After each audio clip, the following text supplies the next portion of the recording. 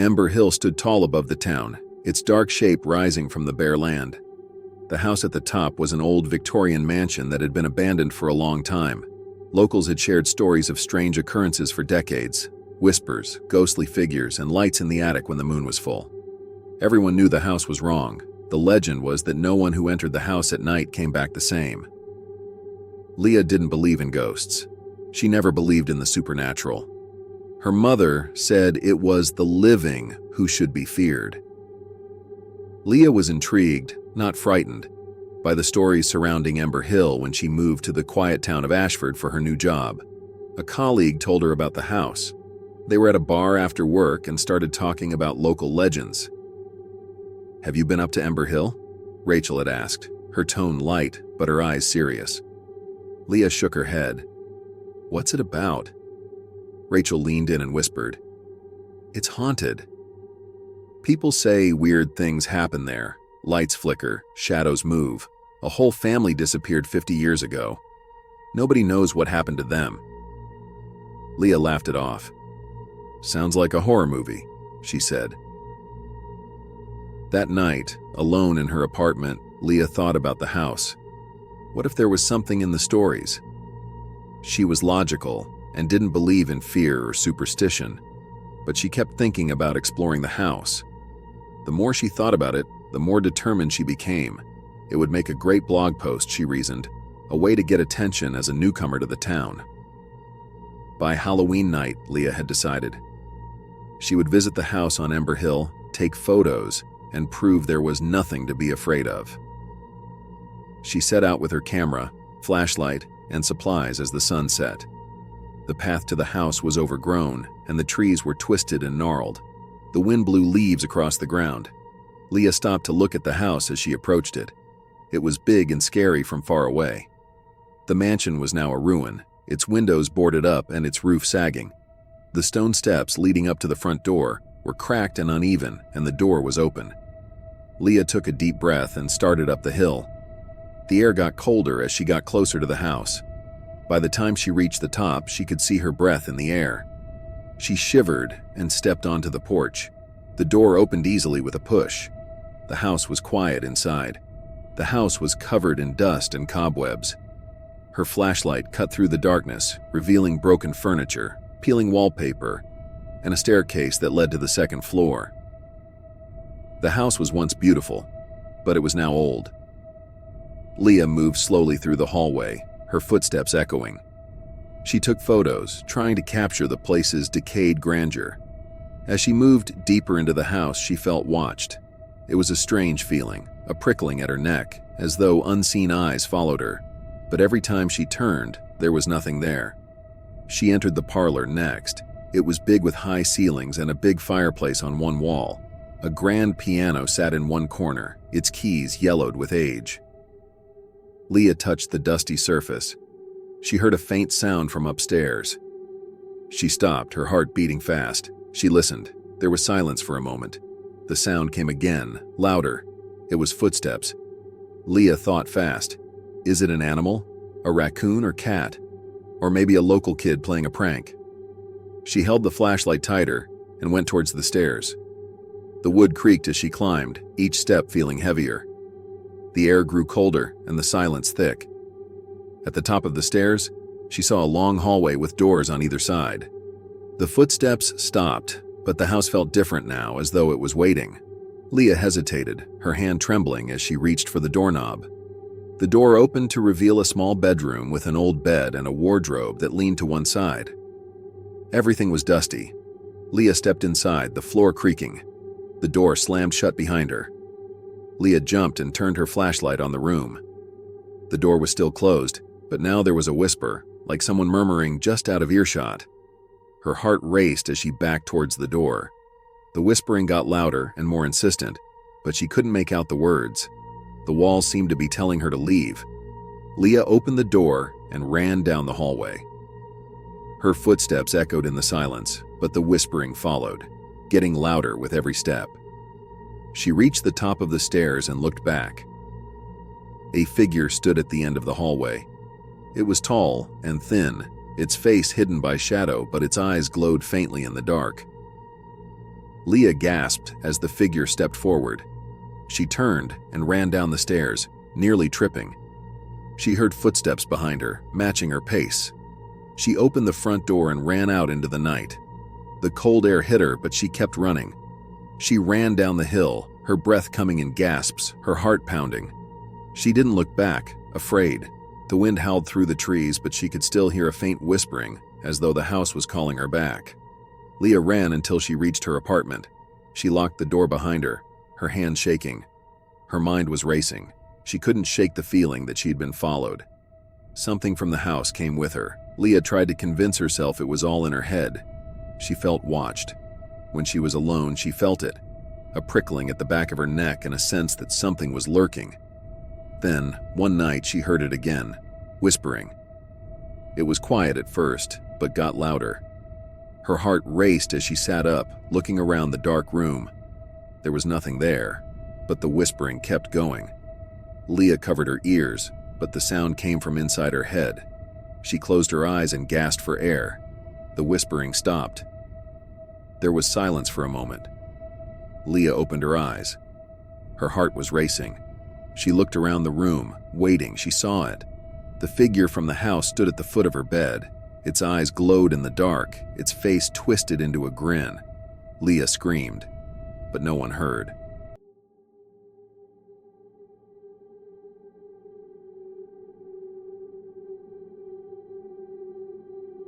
The woods behind Jonah's house had always been a source of mystery and fear. For as long as he could remember, people in the town had whispered of strange things happening deep within the trees. Some said the woods were haunted. Others spoke of ancient creatures that roamed the night, preying on anyone foolish enough to venture too far into them. But Jonah had never been one to believe in ghost stories or monsters. To him, the forest was just forest, silent, dark, and endless. When he was a child, his grandmother would warn him not to go too deep into the forest. She would sit him down, her old hands shaking, and tell him stories of the hungry forest. The name alone was enough to send shivers down his spine, but as he grew older, Jonah dismissed the stories as nothing more than old superstition. His grandmother spoke of people who had disappeared into the woods, never to be seen again, lured by something that wasn't human. The woods have a way of drawing you in, she'd say, her voice deep and grave. And once you're lost, they own you. As a teenager, Jonah laughed at these stories. He and his friends had explored the edges of the forest countless times, and nothing had ever happened. The woods were just that, trees and undergrowth, the occasional deer or raccoon, and the distant call of owls at night. But on Halloween, there was something different about the woods.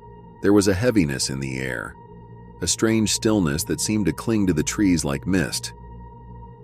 That Halloween night, Jonah's friends had gathered at his house for a bonfire. They roasted marshmallows, told ghost stories, and joked about the town's spooky legends.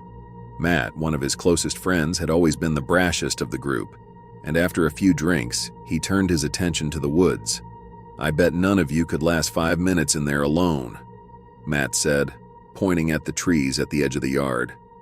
He smiled at them, daring someone to take him up on his challenge. Jonah rolled his eyes. "Oh, please. We've all been in there lots of times. It's not that bad." "Yeah." "Then, prove it," Matt said, throwing a stick into the fire. "Go in there now by yourself. If you last 5 minutes, I'll buy you lunch for a week." Jonah hesitated, looking at the woods. The trees were dark and seemed impenetrable. The light from the bonfire couldn't reach the forest floor. He wasn't going to back down from a dare, especially not in front of his friends. Jonah grabbed a flashlight and headed towards the trees. "I'll be back in 5 minutes. Enjoy watching me not freak out," he called. The air grew cooler as he approached the woods, the sounds of the bonfire and his friends' laughter fading. The trees grew taller, their branches twisted and gnarled. He stepped onto the narrow trail that led into the forest, the crunch of leaves beneath his boots the only sound. As he passed the trees, the atmosphere changed. The air was thick and the outside world was silent. No wind, no leaves, no cars. just silence. His flashlight beam illuminated the path ahead, but the light seemed weak. Jonah walked deeper into the woods, his footsteps echoing loudly. He tried to convince himself it was just his imagination, but as he left the fire, he felt uneasy. The trees seemed to crowd closer together, like sentinels. He checked his phone. 2 minutes had passed. He sighed with relief. Just 3 more minutes, and he could go back and get his free lunches. But as he turned off his phone, he heard a faint sound behind him. Jonah stopped, heart pounding. He turned on the flashlight and looked at the trees. There was nothing there, just darkness. He shook his head to get rid of the feeling of unease. It was probably a deer or a raccoon, or maybe just a branch falling. But then the sound came again, louder and closer. A sharp crack followed by leaves rustling. Something was moving in the woods. Jonah swallowed hard. His mouth was dry. He turned slowly, shining the flashlight but couldn't see anything. The sound got louder. It was like something heavy moving through the bushes. His heart beat fast as he moved away, looking between the trees. The forest was silent and felt like it was closing in. He saw something move. He thought it was just another shadow, but as he looked more closely, he saw it was something big and slow, moving between the trees. Its skin was pale and covered in matted fur. The creature's limbs were long and slow, like it was stalking him. Jonah was so scared, he stumbled back and dropped his flashlight. The creature's eyes glowed in the dark. It stopped, cocking its head to the side. Then it lunged. Jonah turned and ran, his flashlight bouncing as he sprinted down the trail. His heart pounded, drowning out everything else. The creature crashed through the underbrush behind him, its snarls getting louder. He could hear its footsteps pounding, feel its weight bearing down on him. Branches and roots hit him, but he kept going. The trail was winding, and Jonah realized he didn't know which way he was going. The woods felt different, like they were closing in. The trees bent and twisted, blocking his path and forcing him deeper into the forest. He looked back and was scared. The creature was catching up, moving fast. Its mouth was open, showing lots of sharp, jagged teeth covered in saliva. Its breath was hot and stank, and Jonah could feel it on the back of his neck. He pushed himself harder, his legs burning. He had to get out of the woods and back to the bonfire. The path ahead was thick with trees, as though the forest was trying to trap him. Jonah fell over a root. His flashlight fell into the bushes. He got up, heart racing, but the creature was gone. The woods were silent. Jonah stood there, out of breath, shaking with fear. He looked at the trees, but there was no sign of the creature. Had it gone? Was it gone? He didn't wait. Jonah stumbled through the woods, trying to find his way back. The trees seemed to move in the dark, their branches reaching out. The air was thick and heavy, and every step felt like he was going deeper into a nightmare. After hours, he saw a light through the trees. His heart leapt with hope as he pushed through the undergrowth, his legs aching. He ran into the clearing near his house, out of breath and dirty. His friends were still at the bonfire, laughing and talking. They didn't know what had just happened. Jonah stumbled towards them, his face ashen and his body trembling. "Jonah, what happened to you?" Matt asked, his smile fading as he saw Jonah. Jonah didn't answer. He couldn't. His mind was racing, replaying the woods events. The creature, the chase, feeling hunted, it felt real. He didn't know how to explain it or if anyone would believe him. He never wanted to go back to those woods. For the rest of the night, Jonah sat by the fire, silent and shaken. His friends teased him about the dare, but he didn't respond. He thought about the creature in the woods, stalking him and its glowing eyes in the dark. He felt it was still there, watching. The next day, Jonah went back to the woods. The sun was high in the sky, and the forest looked normal again. But he knew. He felt it in his bones. The air was still. The shadows were dark. He never told anyone what happened that night. He stayed away from the woods.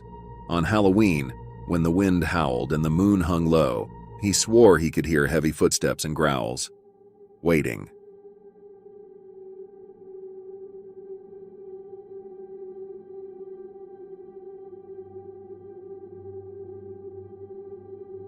Melanie was always sensitive to sound.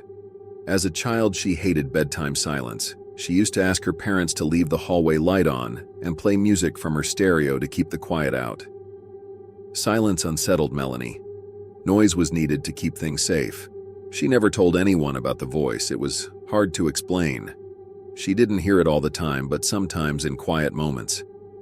At night, when she was sleeping or the world was quiet, she would hear it. A soft whisper in her ear. It wasn't her imagination. The voice was real. When she was younger, she thought it was her subconscious, a stress or exhaustion hallucination. The voice had always been there. It wasn't every night, but when it came, it made her skin crawl. The voice never said anything she could understand. It would just murmur her name or make a soft, strange sound like a warning. Melanie ignored it for most of her adult life, filling her world with noise. She never sat in silence, especially at night. The voice had come back and was getting harder to ignore. It got clearer. On Halloween, the voice came again.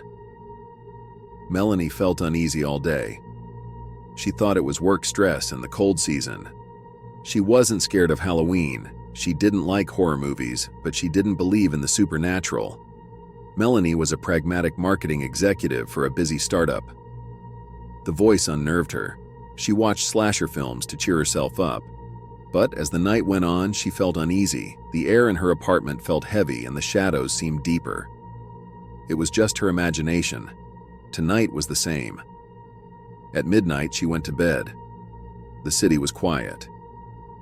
Melanie lay under her covers, thinking. She tried to sleep but felt uneasy. Then she heard it. It was a whisper at first. She thought she'd imagined it, after watching too many scary movies. But it came again, clearer. Melanie. Her name, spoken softly but with an edge. She listened.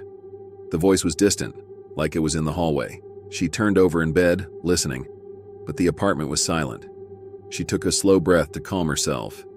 It was just her imagination. It had to be. The voice came again, louder. Melanie, come here. This time, she knew. Someone was calling her. The voice was low and raspy and seemed to be just beyond her bedroom door. Her heart beat fast as she lay still, too afraid to move. She closed her eyes and told herself it was a nightmare, but the voice kept calling. Melanie, I'm waiting. She jumped up in bed, breathing fast. She looked at the door, but it was closed. The apartment was dark and the shadows were long. She looked for her phone, but there was nothing unusual on the screen. No calls or messages, no explanation for the voice. She wanted to scream but was afraid. The voice was clearer than ever. It was usually just a whisper, something she could ignore. The voice felt real, like it was there in the room. She got out of bed and went to the door. She listened at the door. There was silence, a deep, unsettling silence. Her hand was by the door. She didn't want to open it. Her instincts told her to stay put and lock herself in her room until morning. But she was curious and scared. She had to find out where the voice was coming from. She turned the knob and opened the door. The hallway was empty. The streetlights cast long shadows on the floor, but there was no sign of anyone or anything out of place. Her heart pounded as she stepped into the hallway, her bare feet cold against the floor. "Hello?"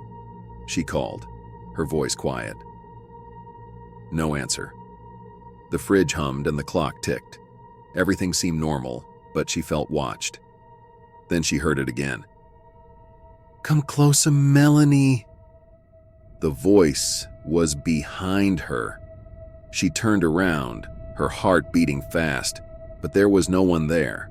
The hallway was empty and still, but the voice was everywhere. She backed against the wall, breathing fast. "Why won't you come to me?" The voice whispered close. Melanie closed her eyes and shook. "Leave me alone," she whispered. The voice didn't stop. It grew louder until it was all she could hear. "Melanie, I'm here, waiting for you." She covered her ears, but it didn't help. The voice was in her head, making her feel like she was losing control. She sat on the floor, shaking with fear. The voice stopped. The silence was deep and unsettling. Melanie sat there, heart racing, breath shallow. The apartment was quiet again, but the voice lingered like a fog. She stayed on the floor for hours, too afraid to move. Her mind was spinning. She tried to make sense of what had happened. Had she imagined it? Was it a nightmare? Or was there something worse? At last, she stood up. Her legs were weak and her body trembled, but she managed to get back to her bedroom.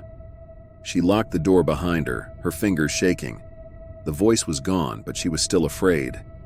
She lay down in bed, covering herself with the covers. The silence felt heavy, like it was waiting for something to happen. She closed her eyes, but couldn't sleep. Just as she was drifting off, she heard it again. "I'm still here, Melanie.